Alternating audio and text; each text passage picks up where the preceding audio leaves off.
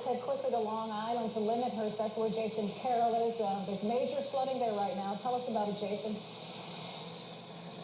Well, just within the past few minutes, Carol, we've seen the water start to rise here. We're in an area called Lindenhurst. It's Long Island. The problem with communities like this, on one side you've got the Great South Bay, and crisscrossing through this area, you also have canals. And the water has slowly started to rise. You can see down this one particular street here. Car tried to make it. It got stuck. We've been talking to a number of residents here who've decided, or in the process of deciding, should they stay, should they go, as the water continues to rise here. Two folks right up here. We've got Anthony here on my left. We've got Betty Lou on the right. Anthony, you've been here for about a year. You're going to stay. What would it take you to leave?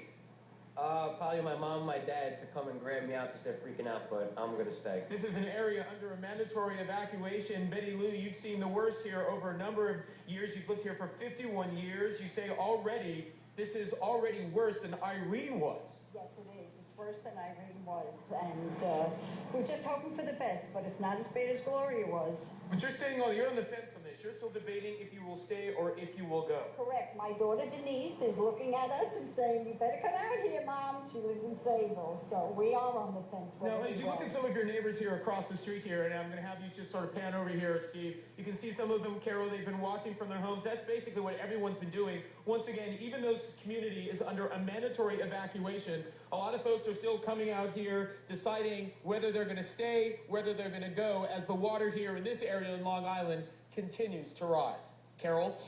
I just can't.